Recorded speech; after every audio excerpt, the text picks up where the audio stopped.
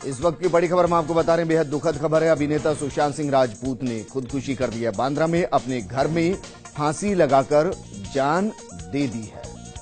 तो इस वक्त की बेहद दुखद और बड़ी खबर हम आपको बता रहे हैं। बॉलीवुड के लिए एक बेहद दर्द भरी खबर। सुशांत सिंह राजपूत जिन्होंने खुदकुशी कर ली है।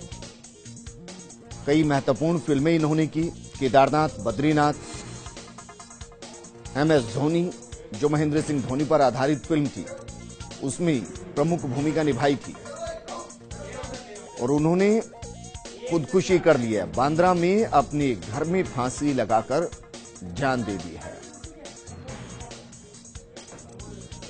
अविनाश त्रिपाठी हमारे साथ जुड़ चुके हैं, जो कि स्क्रिप्ट राइटर हैं और मुंबई में काफी लंबे अरसे से काम कर रहे हैं। अविनाश, इस खबर को आप किस तरीके से देखते हैं, क्योंकि यकीन कर पाना मुश्किल, महज 34 साल की उम्र और खुदकुशी कर ले।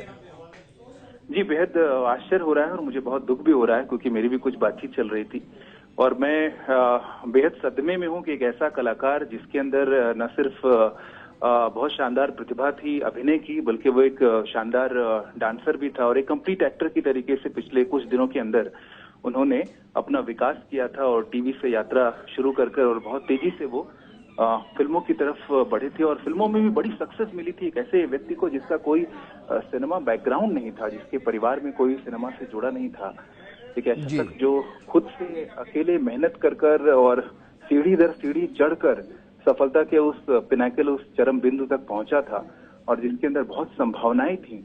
वो ऐसा क्यों कर सकता है, ये बेहद आश्चर्य है। मुझे लगता है कि कोरोना और दूसरी बहुत सारी वजहों से जिस तरह की नेगेटिविटी फैली है, और शायद वो एक कारण हो सकता है। बाकी चीजें तो धीरे धीरे वक्त के साथ पता चलेंगी, लेकिन मुझे लगता है कि आसपास का तनाव धीरे धीरे हम कलाकारों के अंदर कहीं जा रहा है और ये बहुत घातक है। अविनाश, बेहद शानदार फिल्में उन्होंने दी, केदारनाथ दी, MS धोनी दी, इसके अलावा भी कई फिल्मों में उन्होंने काम किया। कोई अपकमिंग प्रोजेक्ट चल रहे थे जिसको लेकर वो टेंशन में थे? जी, वो अभी यशराज के कुछ फिल्म को उन्होंने ज्वाइन किया था और उम्मीद की जा रही थी कि लॉकडाउन खत्म होने के बाद वो अपनी शूट शुरू करेंगे।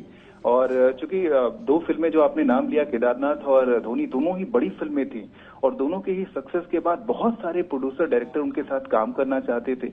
और कोई भी एक्टर जब किसी बायोपिक में करता है, ये उसकी निशानी होती है कि वो किसी किरदार में कितनी तेजी से घुल जाता है, यानी उसके अंदर जो अभिनय की क्षमता होती है।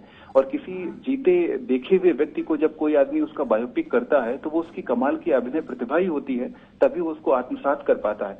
तो ये सारे गुण उनके अंदर थे, जिसकी वजह से बहुत सारे उनके पास ऑफर थे और कोई ऐसी भी तनाव नहीं था कि उनके पास कोई काम की कमी थी और जिसकी वजह से कोई आर्थिक परेशानी हो या वो उस तरह का कोई तनाव हो।